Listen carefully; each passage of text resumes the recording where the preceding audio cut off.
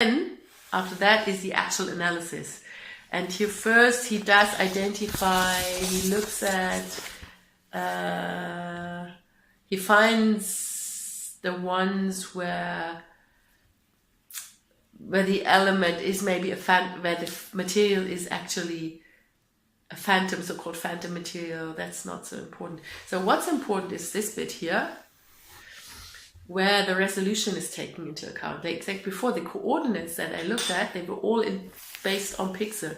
But then when you want to do your actual physical analysis, you need to convert that, let's say, to centimeters, millimeters, meters. So you multiply it by the resolution. Then you also multiply the size and the coordinates of the element center. In the way it's currently set, the resolution is just 1, right? But later this will be important. Okay, and then the actual analysis begins. Again, the phantom material is deleted. Okay, then this command finds the edges. So you find out what elements are at the bottom, top, left, and right. You need that to apply boundary conditions. And that's also not difficult to understand. For example, he finds all the nodes that are at the bottom, all the nodes that are at the top, left, and right, and the corresponding edges, right? The edges should also be a variable here, this element edge.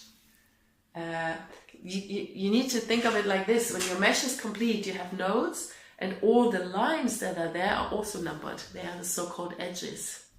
Where are the edges? This is how the edges form the elements, right? Mm-hmm. So element 1 would be formed of edges 40, 100, 111, 41, 39. But where else are the edges? I don't quite recall where the edges were defined. Probably here, quadri edge. Yeah, say edge 1 would be from node 1 to node 2. Edge 2 from node 1 to 39 and so on, right? Okay. And then this one, for example, top edges, will tell you what are the edges at the top so that you can later apply your boundary conditions. So, for example, at the moment I have found here bottom nodes. These are the nodes that are at the bottom, right? And I need that to apply the boundary conditions. So boundary conditions are then applied, and again you can jump everything that's at the beginning of the if statements, because that is the case if it's, say, if your number of degrees of freedom per node is 2, you don't worry about that. You jump all this and then you're here. So if the number of degrees of freedom per node is 1, right, that's your Laplace operator, heat conduction. And then you can actually see what I did. This set of command that is not active, I first applied a temperature at the left and at the right. Then I deactivated that, and now I actually apply a temperature at the bottom. Yeah, so I have T equals 0 here, and I have T equal 100 here. Okay, and then it's important to read this bit. So the boundary conditions, they are in a variable called BCDisp. And this BCDisp always contains 3 columns. The first column gives you the node number, where you have information regarding the displacement or the temperature, whatever it is, right? Or the temperature. The second gives you the direction, because if it's a displacement, then it can be fixed in the X or in the Y or both. For the temperature, the direction is always 1, because there is no direction. And the third one is the value. So you can say, for example, displacements are 0 or displacements are prescribed. In our case, the temperature is at the one edge, it's 0, at the other one, it's 100. So that's what I do. I define, first of all, I need to find out how many boundary conditions do I actually need to apply. I need to apply boundary conditions to all the bottom nodes and to all the top nodes, right?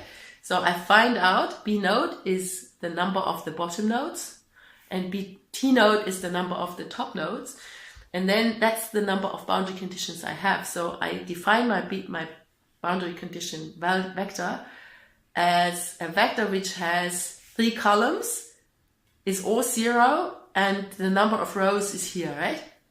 And then I said the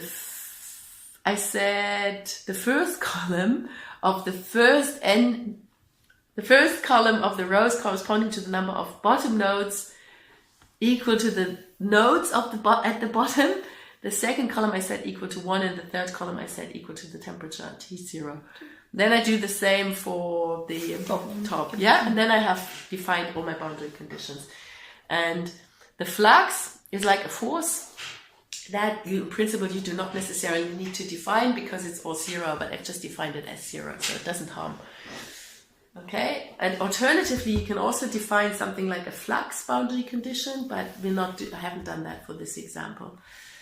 Okay, so, and then after that, you can actually, here you plot the mesh. Yeah. And then the actual analysis starts, hopefully somewhere. Plotting mesh. And then the actual analysis starts. And here you need to check. So here, I think you're actually probably... I haven't done any calculations so far. I've only defined the mesh, right? So what do I need to do? For each of my quadri elements, I need to calculate everything you try to implement. Your matrices E0, E1, E2, and M0. Then for each of them, you need to calculate a local stiffness matrix. Then all these stiffness matrices, they are assembled into a global one. And then you solve. And that's essentially, I think, probably here in quadri elements we can check. I can't remember exactly. It's a long time since I used it.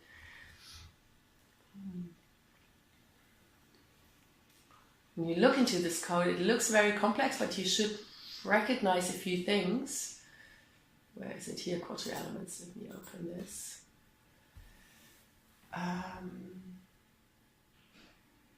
I think, okay. Yeah, so what he does here is to make this program very efficient. It's because you only have a certain number of types in this element, in this mesh. Like in a standard finite element, finite element mesh, when all your elements have a different shape, right?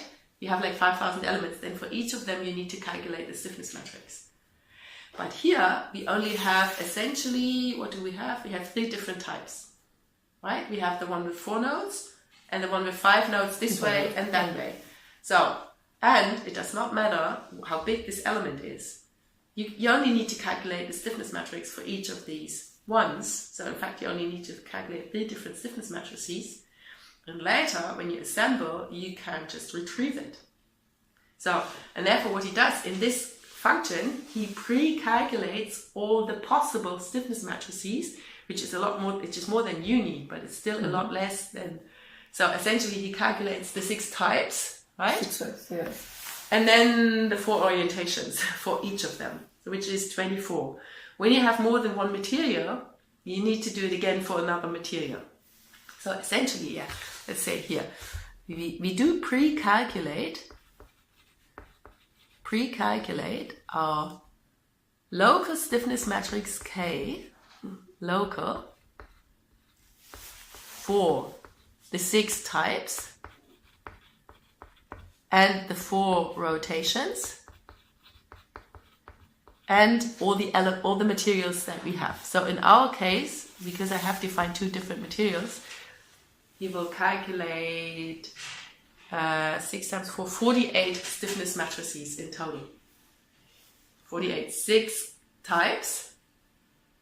Right? It's done for all the possible configurations you can have. The program doesn't know that in our case we only have 3 different types, but in principle you can have 6 different types, like 4 node, 5 node, 6 node, 7 node, 8 node, and so on. And each of them can be rotated 4 times, that's 24, and we have 2 materials. So for each material, yeah? And when you look into that, you actually recognize some of it, because here you can see here there's a stiffness, there's lambda, there's the Schur vectors V, it's what you essentially did, right?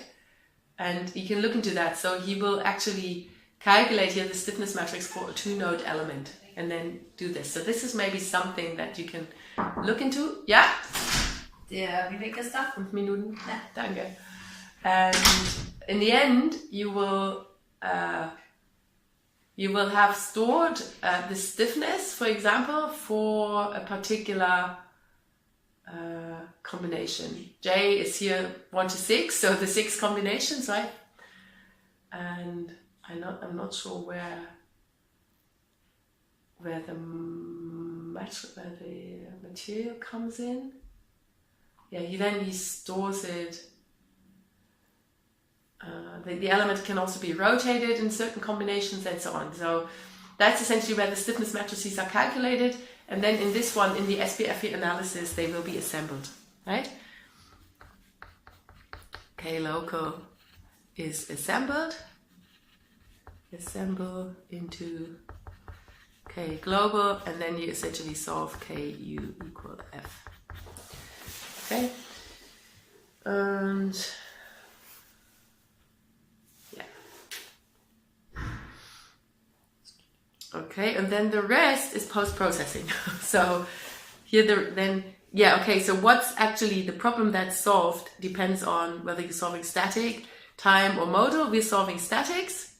So the program will just solve KU equal F and return, I think, reaction forces. And the displacements, they're already returned here, I think, right?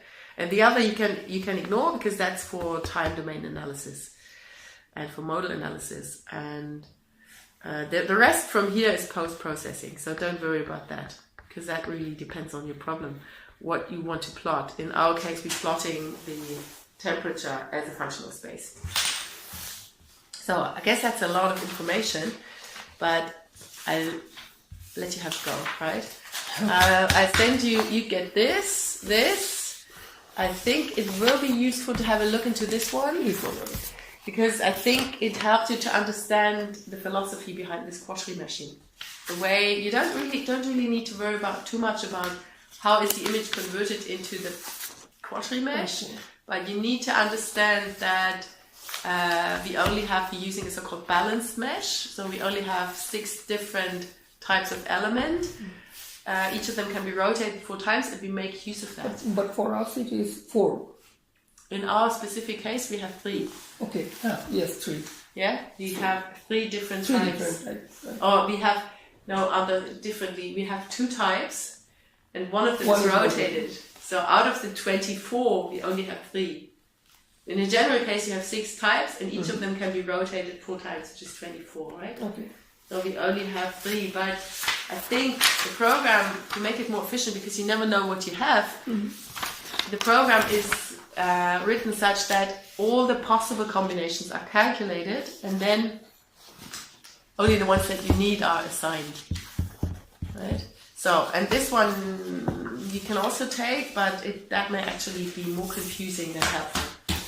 And so if this is too much. I'll leave this like maybe. So I'll send you the code after I've seen the next student. And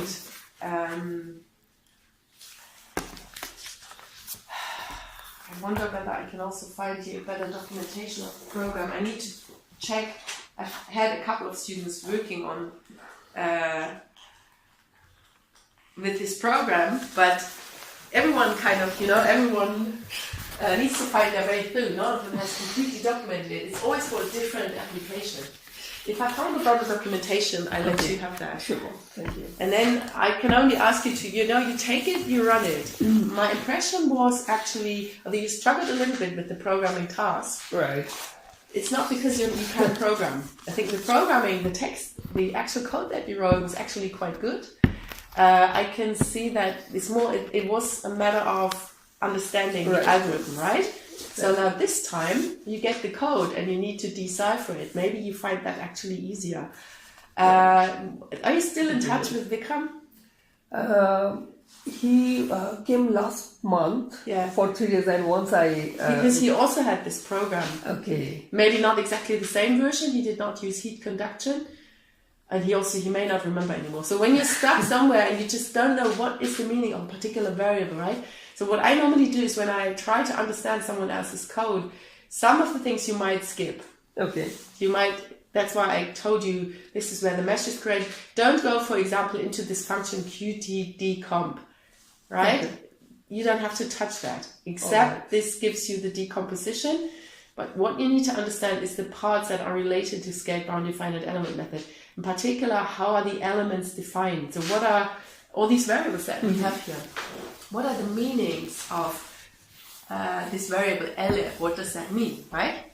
It tells me, when I look into it again, I can see I have 544 elements, and it tells me how do the nodes form the elements. So element 1 is formed of nodes 20, 58, 59, 21, and so on, right?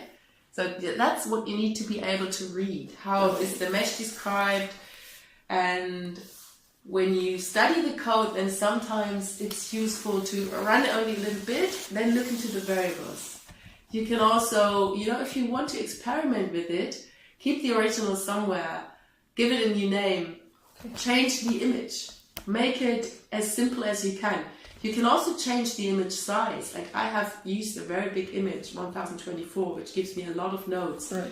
But if you want to work with an image that's just 8 by 8, right? And have a strip which is maybe 2 pixels wide, that will only give you a handful of elements, maybe 16 or 20 elements, and it's much easier you can actually sketch the mesh on a piece of paper, work out how are the nodes numbered, and then kind of understand what is the meaning of all these variables, right? So maybe you try that. Try to set it back to a very simple case that will help you understand how it works first, and then you can later set it to a very high resolution image, something like that. Yeah, okay. I'll send you the code later this afternoon. Thank you. If you have any problems, let me know.